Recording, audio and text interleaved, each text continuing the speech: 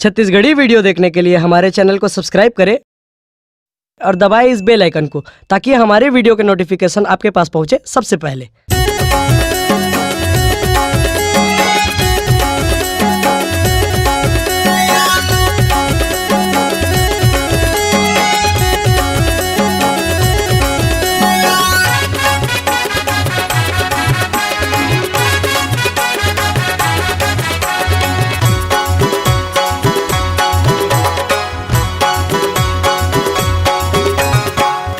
बाजार मा पीपर के छाँव मा तिलई बाजार मा पीपर के छाँव मा जब लचके तोर कमरिया ए रानी लचके तोर कमरिया ए जब लचके तोर कमरिया ए गोरी लचके तोर कमरिया है गादर मचा दे रे तोरी हा गादर मचा दे रे गादर मचा दे रे तोरी हा गादर मचा दे रे तिलई बाजार मा पीपर के छाँव मा तिलई बाजार मा पीपर के छाँव मा जब लचके तोर कमरिया रानी लचके तोर कमरिया जब लचके तोर कमरिया गोरी लचके तोर कमरिया है गादर मचा दे रे टोरी हा गादर मचा दे रे गादर मचा दे रे टोरी हा गादर मचा दे रे।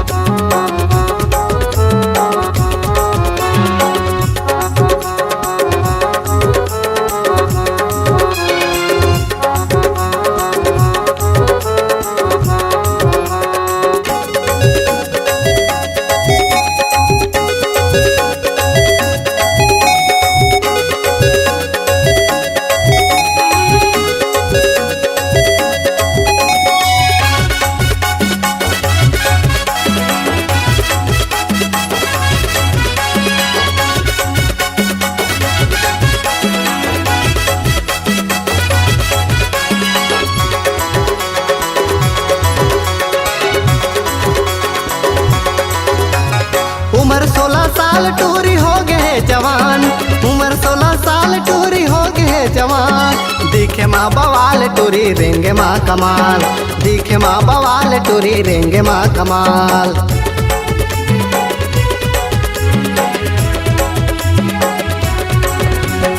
उम्र 16 साल टूरी हो गए जवान उम्र 16 साल टूरी हो गए जवान दिखे माँ कमाल टूरी रेंगे माँ बवाल दिखे माँ कमाल टूरी रेंगे माँ कमाल माया के छाँव माँ सुघर मुर्गाँव माँ माया के छाँव माँ सुघर मुर्गाँव माँ जब लचके तोर कमरिया रानी लचके तोर कमरिया जब लचके तोर कमरिया गोरी लचके तोर कमरिया है आगी लगा दे रे तोरी हा आगी लगा दे रे आगी लगा दे रे तोरी हा आगी लगा दे रे।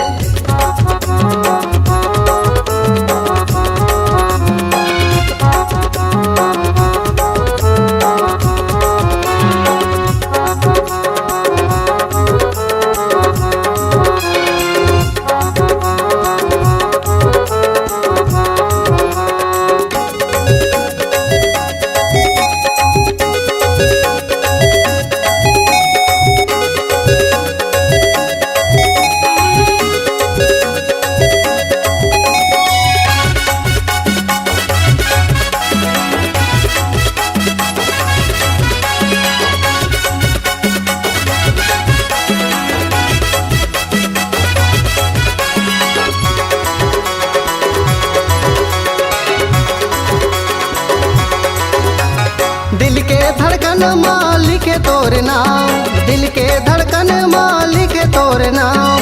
कहाँ लुकाए गोरी आजा मोर गाँव, कहाँ लुकाए गोरी आजा मोर गाँव।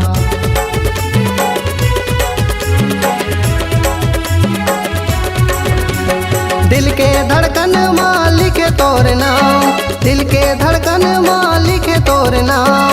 कहाँ तय लुकाए गोरी आजा मोर गाँव, कहाँ तय लुकाए गोरी आजा मोर गाँव।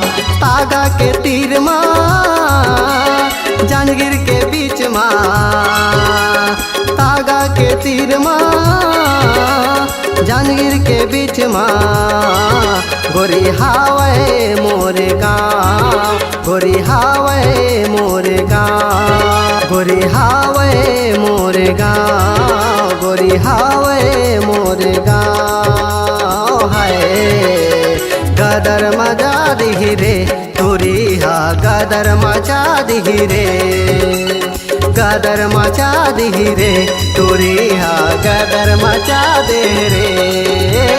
तिलई बाजार माँ पीपर के छाँव माँ, तिलई बाजार माँ पीपर के छाँव माँ। जब लचके तोर कमरिया रानी लचके तोर कमरिया, जब लचके तोर कमरिया गोरी लचके तोर कमरिया। है गदर मचा दे रे चोरी हा, गदर मचा दे रे, गदर मचा दे रे चोरी हा, गदर मचा दे रे। आगी लगा दे रे चोरी हा, आगी लगा दे रे, गदर मचा दे रे चोरी हा, गदर मचा दे रे। आगी लगा दे रे चोरी हा, आगी लगा दे रे। अगर आप अपनी आवाज को एक नया आयाम देना चाहते हैं तो चले आइए मल्टी ट्रैक डिजिटल रिकॉर्डिंग के लिए संपर्क करें HK म्यूजिक कंपनी, कोटा डबरी, चांपा, छत्तीसगढ़। मोबाइल नंबर है 9329238487 और 8085380339।